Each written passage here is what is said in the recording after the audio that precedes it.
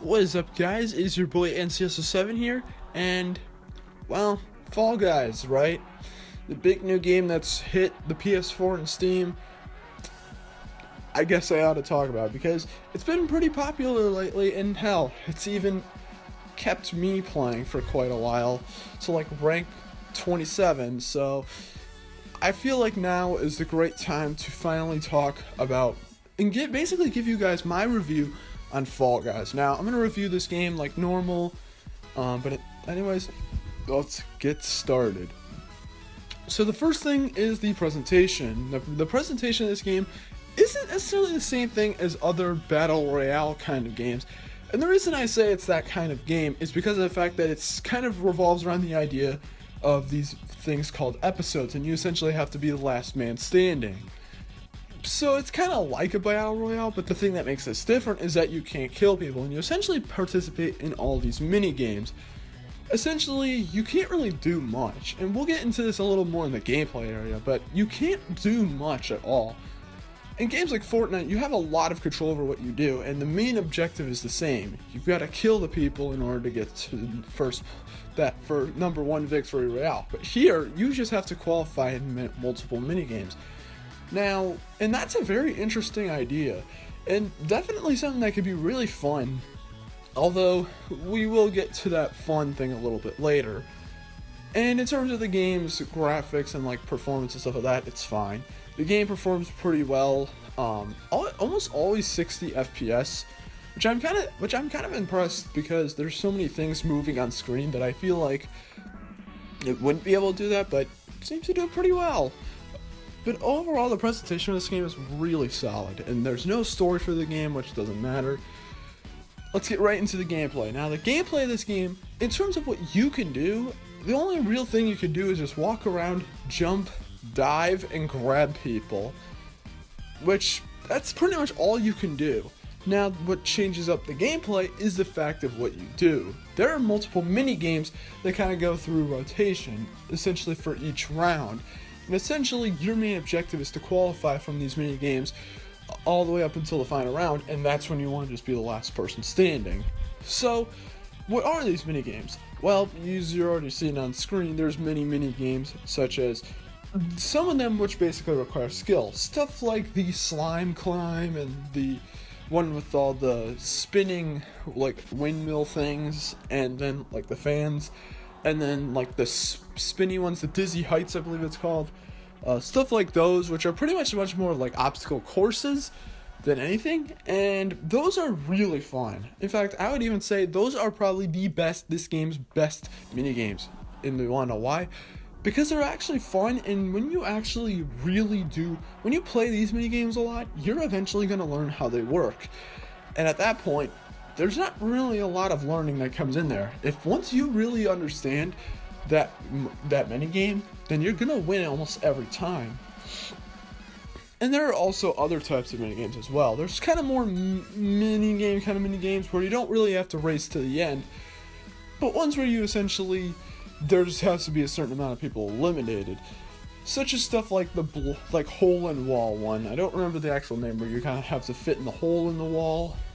Then there's also one where there's like the spinnies, and you kind of have to not fall off of like the cylinder one, where these like walls and like gaps will like rotate, and you want to stay away from that. And there's also like a jump club one, which is also really good.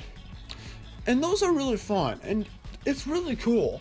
But then we get to the horror of team minigames. Team minigames, I will not sugarcoat. They suck. Pretty much every team minigame in this game sucks. And you want to know why?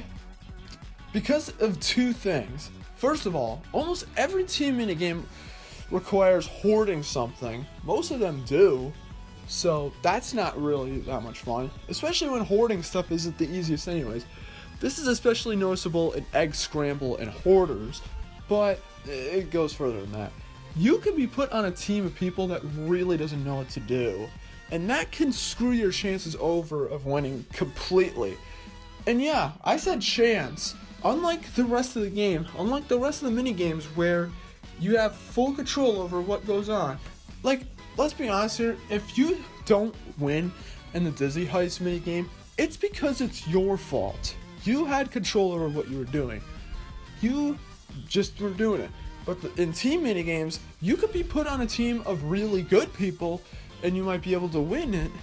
Or you're going to be put on a team full of people that don't know what they're doing. Or just you're going to be against teams that can just destroy you.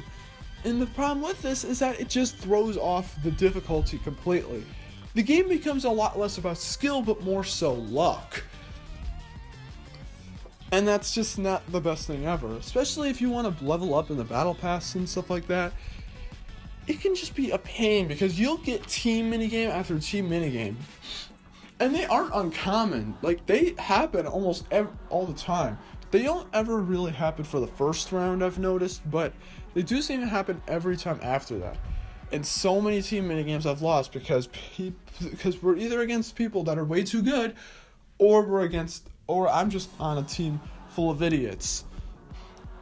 And the main problem I even have with these minigames is the fact that it's not skill-based, it's luck-based. You can be the best player in the world when it comes to egg scramble, but if nobody else on the team is doing what they should be doing, then then you're not going to win. You are not going to win. And that's pretty much the only real big issue I have with this game. I feel like it'd be better if they maybe divide it in like 2 separate modes, like maybe one is for like solo games and then like another one is for like team mini games or something like that. That'd be pretty cool, but I don't think they'll ever do that, so yeah. It's not even the biggest deal ever because that might be the fun for some people. Maybe some of the fun is actually just chance. Maybe they like the idea of luck being in the game, but I really don't. I really don't like that idea because it makes the game a lot more difficult, and it's more likely that you might just rage quit from losing so many team minigames, like I have a few times. So there's that. But overall, though, the gameplay for the game is really solid. Pretty fun. Like, yes, the team minigames can kind of blow, but everything else is really fun. Especially, like, some of the minigames, like the slime climb, especially, like, the hexagon at the very end. That one's a lot of fun to do. Lots of fun minigames in there, although it definitely can be a bit annoying at times. Also, might I add that one of the trophies for the PS4 version of the game literally requires you to win 5 episodes in a row. How the hell is someone gonna do that with all the randomness? That's pretty ridiculous. Okay, that isn't really that much of a complaint, it's more of a nitpick than anything, but it's still annoying. And in terms of controls, the game controls fine, and then in terms of the content the game offers, well, when you're watching this, it either will be free with PlayStation Plus or it won't be free with PlayStation Plus. I did buy the Battle Pass or whatever it was, and I'd say it's worth the purchase. Like, I mean, I'd say it's worth it in general because it's a really fun game, especially to play with friends. Whenever you play with friends and get competitive, that's when the game can get really fun. So that's a really cool thing. And overall, the game doesn't really have much content. It's one of those games where you kind of play it over and over, and that's fine. I really like this game for that. So overall, don't have much to say on that. And in terms of the soundtrack, again, I don't have much to say. It's fine. So overall, Fall Guys is a great game. Honestly, I know why this game got so big. It's just a fun game to play. Oh, I won't say it's necessarily the best thing ever, as one thing did kind of hamper my experience with the game overall. But overall, this game is really fun. If you haven't played this game at this point, just give it a shot. You probably will enjoy it. Especially if you like Wipeout kind of games, then I think you'll really enjoy it. On my scale of 0 to 10, I give Fall Guys an 8 out of 10. It's very good, but it definitely has an issue with the team minigames that honestly does push it down 2 points at the very most. But it's still a really fun game. Give it a shot. But those are my thoughts. What are yours? Let me know in the comments below. And if you guys are new to this channel somehow, then hit that like and subscribe button, because you're legally forced to. yeah, I'll see you guys later. Until next time, peace out.